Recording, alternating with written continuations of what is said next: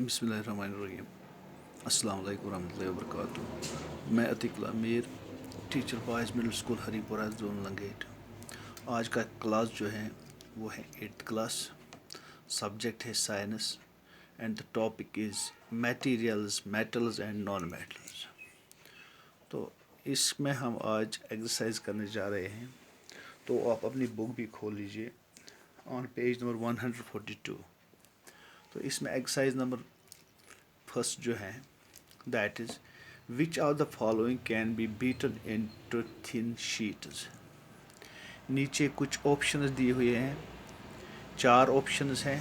Number A है zinc, number B है phosphorus, number C है सल्फर, नंबर डी है ऑक्सीजन। इनमें से हमें कहना है कि इनमें से कौन शीट्स में ड्रॉन किया जा सकता है यानी थिन शीट्स में ड्रॉन किया जा सकता है ऑन बीटिंग।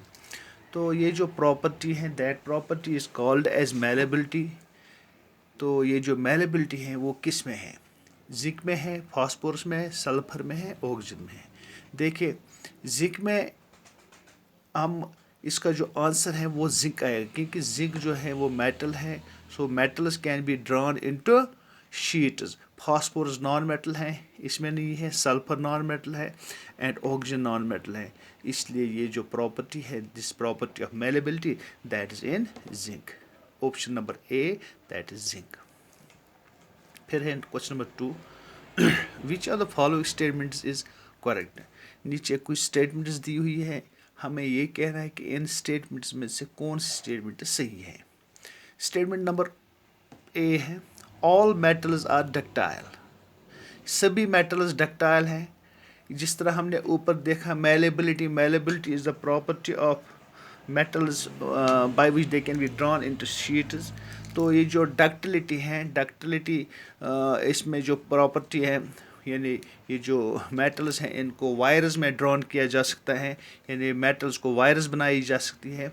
तो हमें कहना है ऑल मेटल्स आर डक्टाइल, ये सही है। All non metals are ductile, सभी नॉन मेटल्स डक्टाइल हैं। Number C generally metals are ductile.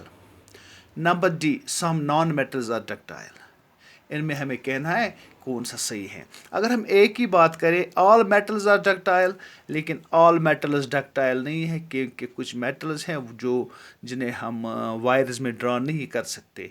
जैसे कि हम मरकरी की मिसाल लें। मरकरी तो मेटल है लेकिन that metal is in liquid form at room temperature so that can not be drawn into wires. इसलिए सभी मेटल्स को हम डक्टाइल नहीं कह सकते। Number B all non metals are ductile. हमें पता है कि जो नॉन मेटल्स हैं वो डक्टाइल नहीं होती। अगर हम नॉन मेटल्स को वायर बनाने की कोशिश करें उसको वायर नहीं बन सकती, तार नहीं बन सकती। Number C generally metals are ductile. Generally आमतौर पर मेटल्स जो है डक्टाइल है।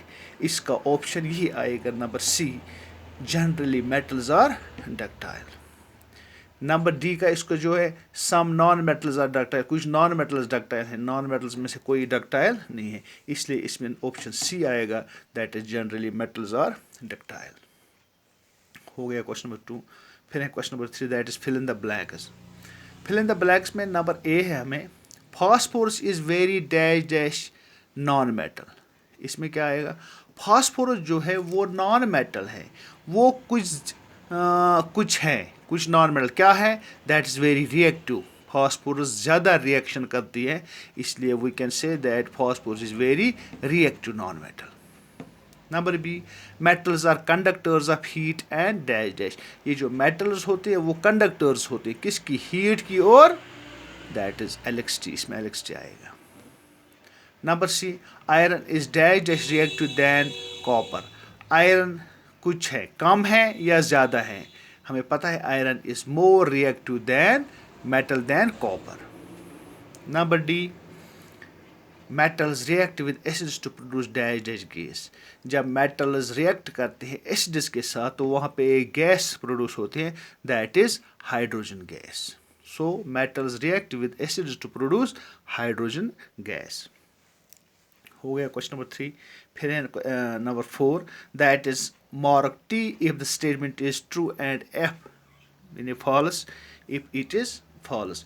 सो यहाँ पे ट्रू और फॉल्स हमें लिखना है कि नीचे स्टेटमेंट्स दी हुई हैं, हमें ये देखना है कौन सा ट्रू है उसमें टी लिखना है और कौन सा फॉल्स है और उसमें एफ लिखना है। नंबर ए हम देखें, generally non metals react with acids, ये सही है या गलत है? जो नॉन मेटल्स हैं वो एसिड से रिएक्ट नहीं करती, क्योंकि एसिड से आमतौर पर मेटल्स रिएक्ट करते हैं। So the first statement is false, इसलिए हम यहाँ पे एफ लिखेंगे। Number B, sodium is very reactive metal, sodium जो है वो बहुत ज़्यादा रिएक्टिव मेटल है, ये हमने पढ़ा है कि sodium is very reactive metal, so this statement is true. Number C, copper displaces zinc from zinc sulphate solution, अगर हम जिंक सल्फेट सोल्यूशन ले लें उसमें कॉपर को डालें, वहाँ पे कॉपर डिस्प्लेस करता है जिंक को, ये सही है या गलत है? दिस इज फॉल्स स्टेटमेंट है, क्योंकि अगर ये कॉपर सल्फेट होता तो उसमें जिंक इसको डिस्प्लेस कर लेता, लेकिन यहाँ पे जिंक सल्फेट है, कॉपर इसको ये डिस्प्लेस नहीं करता, इसलिए this is false statement. Coal can be drawn into wires, coal जो है उसको वायरस बनाई जा सकती है, नहीं कोल को हम वायरस, ये नॉन मेटल है इसलिए इसको वायरस में यानी ड्रॉ नहीं किया जा सकता है। So this statement is false. So I think that is enough for today, इंशाल्लाह we will continue tomorrow. Thank you.